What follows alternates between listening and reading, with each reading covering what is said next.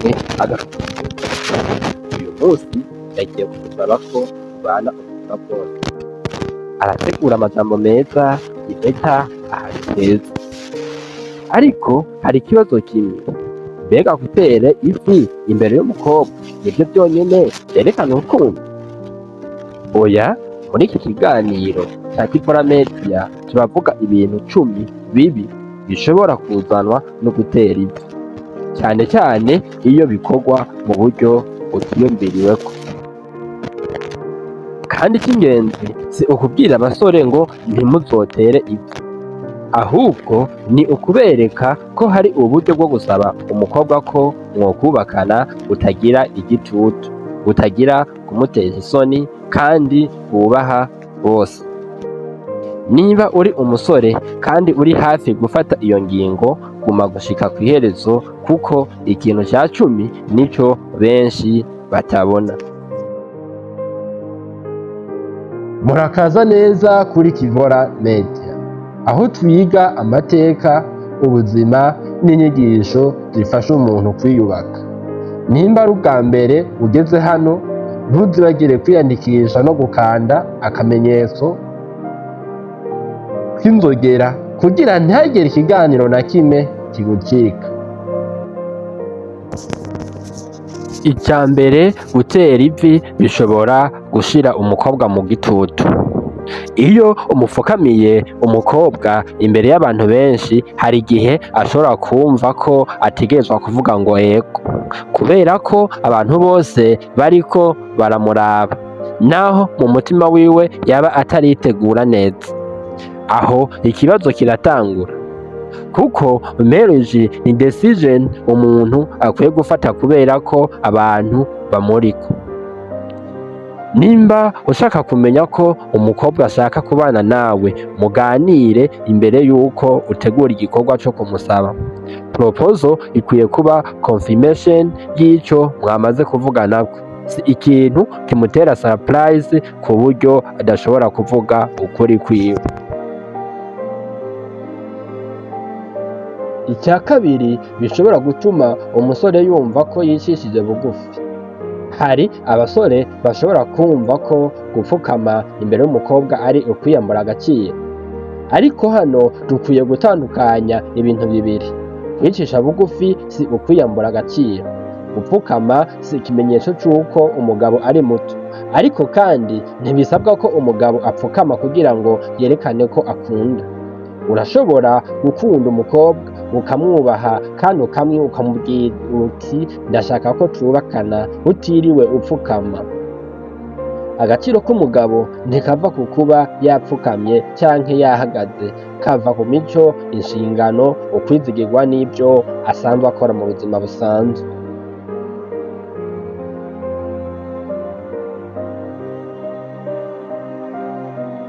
Icya gatatu, gutera ivi imbere y'abantu bishobora gutera ishuri. Imagine umusore apfukamye imbere y'abantu 100, umukobwa akavuga ati oya. None uwo musore acamererwa gute? Abantu baratwenga, video igaca kuri WhatsApp, Facebook, Instagram, amafoto agatangura gukwiragira. Ikibazo si ukubwirwa oya gusa, ni uko kwanka kwabaye spectacle y'abantu benshi. Ibintu bikomeye by'urukundo ntibyama bikwiye gushirwa imbere y'abantu benshi. Nimba ushaka gusaba umuntu ko mwubakana ahantu hatuje, hashobora kuba heza kuruta stade yuzuye abantu. Icya kane, gutera ivi bishobora guhinduka show. Muri iki gihe hari abashaka proposal irimwo kamera nyinshi, abantu benshi, indirimbo, decoration, dancing, live video n'ibindi. Ikibazo ni uko rimwe na rimwe umuntu atangura gukora proposal kubera abantu bazoyibona, aho kuyikora kubera umuntu akunda. Urukundo rugahinduka content. Ntukore proposal kugira ngo internet ivuge, yikore kubera umuntu ushaka kubana nawe. Urukundo si competition.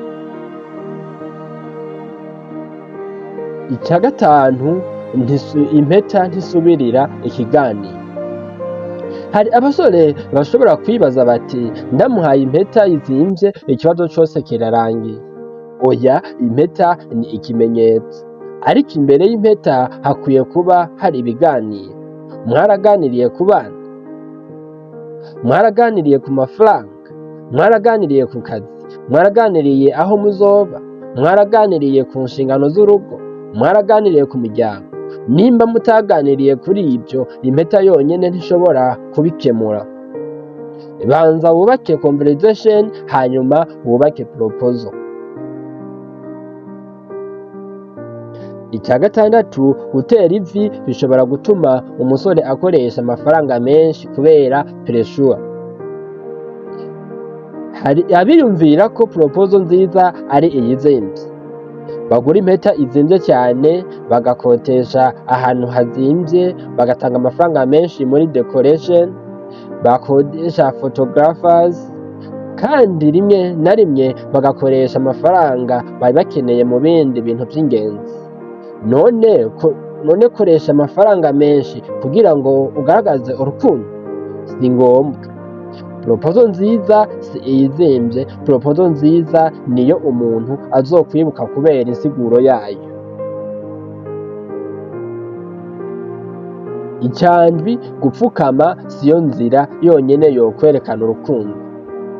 Hari aho abantu bashobora gutangura kuvuga ngo nimba atafukamye ntamukunda.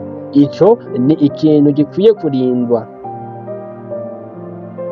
Umuntu ashobora kugukunda cyane ariko ntabe afise umuco wo gupfukama.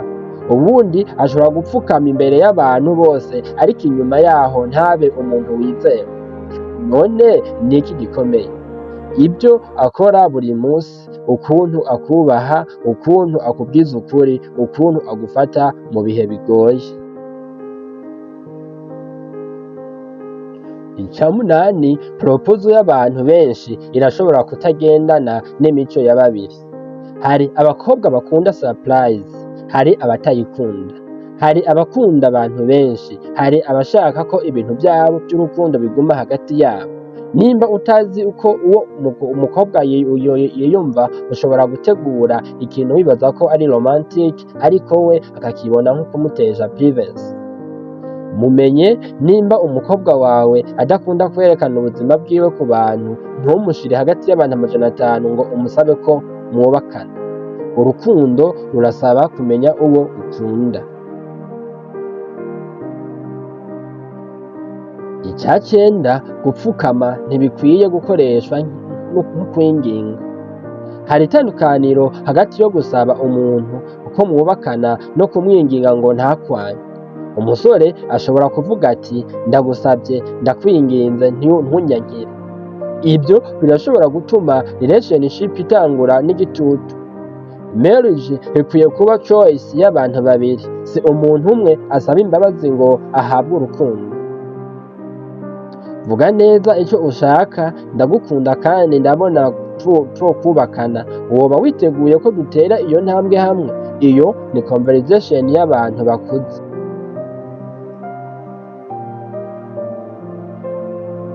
Icya cumi, ikibi kiruta ibindi, gutera ivi utarabanza kumenya ko nawe abishimikako.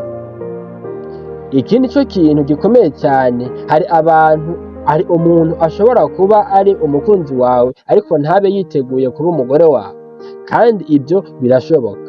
Nicyo gituma proposal itakwiye kuba ikizame. Ntukigere wibaza uti reka ndapfukamye imbere yiwe ndabe nimba azovuga yego. Ahubwo muba mwaraganiriye, muba muzi ko mwese mushaka ubuzima bumwe, hanyuma proposal ikaba igikorwa cyo kwemeza iyo ntumbero. None umusore yosaba gute umukobwa ko bubakana? Nimba udashaka gupfukama nta kibazo, rondera ahantu hatuje, mureke muganire, mubwire icyo wiyumvira. Nk'akarorero, ndamaze igihe ndondera umuntu nshaka kubakana nawe, uko maze kukumenya ni wewe nabonye ushobora kubana ubuzima bwose. Sinshaka kugushirako igitutu, ariko ndashaka kumenya nimba nawe ubona ko twotera iyo ntambwe tukubaka urugo hamwe. Iyo conversation irashobora kuba nziza kuruta seremoni nini.